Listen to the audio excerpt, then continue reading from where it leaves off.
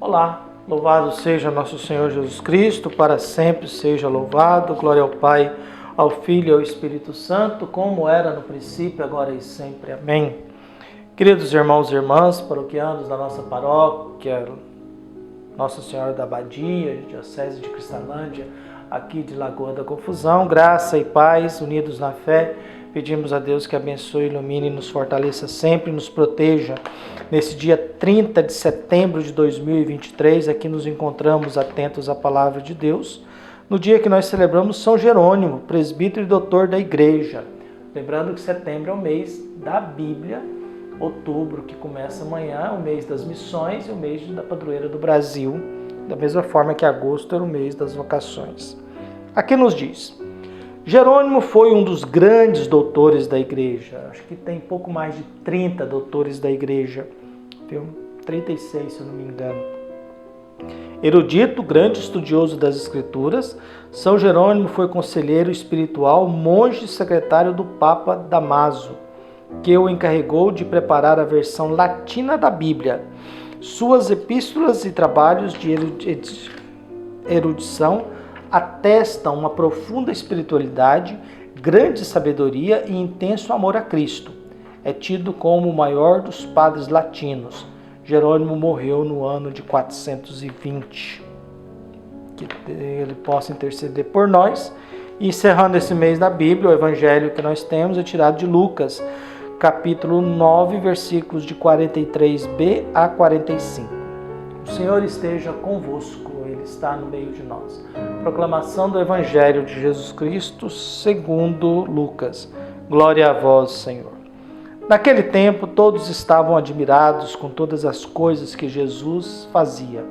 Então Jesus disse a seus discípulos: Prestai bem atenção às palavras que vou dizer.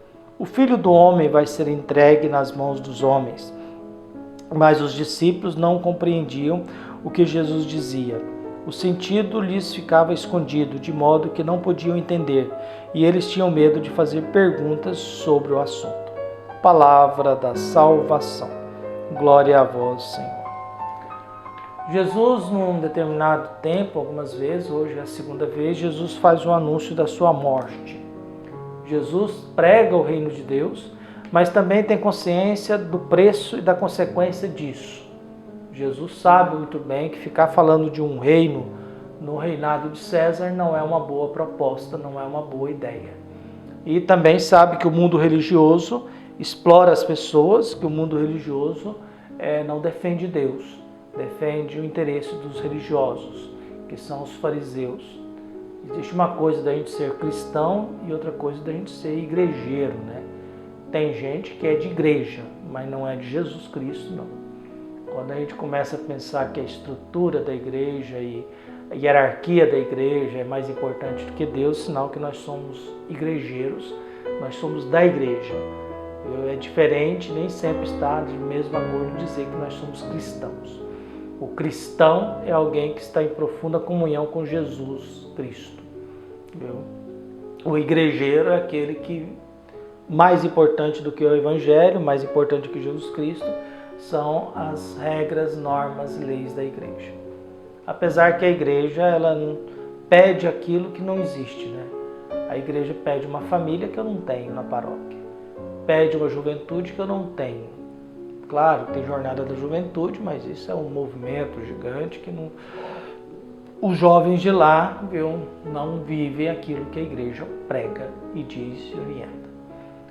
Então nós temos uma família que não existe, a gente quer um jovem que não existe, a gente quer um padre que não existe, a gente quer uma realidade que não existe, mas é a função da igreja vender o ideal. O problema da igreja é que ela vai ter que chegar um momento que ela vai começar a ter que dar respostas a algumas realidades que vão se tornando muito comuns e que, se eu não der uma resposta, a gente corre o risco de ficar para trás. Voltamos ao pensamento do cardeal. A igreja está há 200 anos atrás do mundo atual. Há 200 anos atrás do mundo atual. Eu não sei o que eu faço com o povo dos assentamentos, porque lá não tem catequese, não tem casamento, e como oferecer comunhão para eles. Como celebrar a missa, no mundo e que ninguém pode receber a Eucaristia. É o que aconteceu comigo visitando um assentamento e uns professores disseram que convidaram os alunos para a missa e muitos perguntaram: o que é uma missa? O que é uma missa? Por isso a impressão que eu tenho é que a igreja ela foi construída e montada para servir um grupo pequeno de classe média ou que tem tempo de centro de cidade. E a gente só faz discurso para pobre, porque eu não sei como acolher o pobre na fragilidade deles dentro daquilo que são as exigências sacramentais de formação.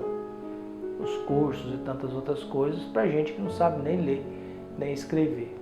Ou o rigorismo de uma exigência para batizado, por exemplo, de um povo que não pode oferecer isso.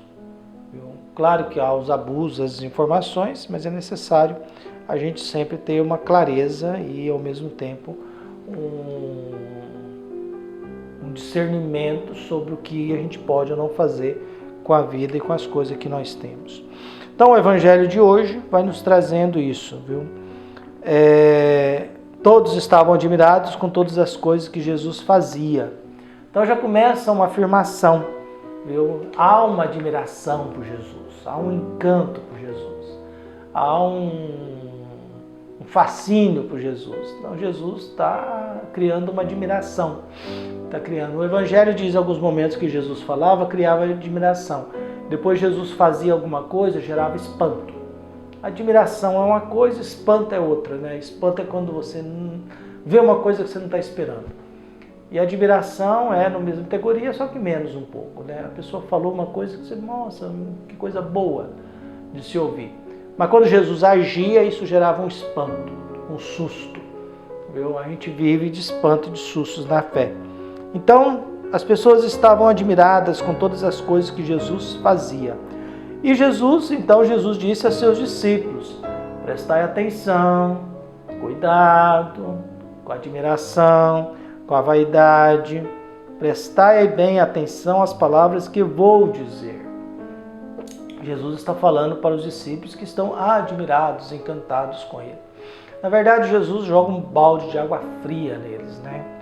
Então, prestai atenção às palavras que vou dizer. O Filho do Homem, a humanidade de Deus, Jesus histórico, vai ser entregue nas mãos dos homens. O Filho do Homem vai ser entregue nas mãos dos homens. É o segundo anúncio da sua morte, paixão, morte dele. E aí cria uma outra coisa, né?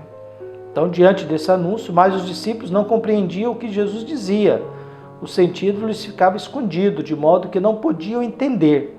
E eles tinham medo de fazer perguntas sobre o assunto. Na verdade, Jesus está preparando eles para a morte, mas eles não sabem como agir, eles não sabem como entender isso, tem medo de perguntar. O fato de ter medo de perguntar porque há uma confusão.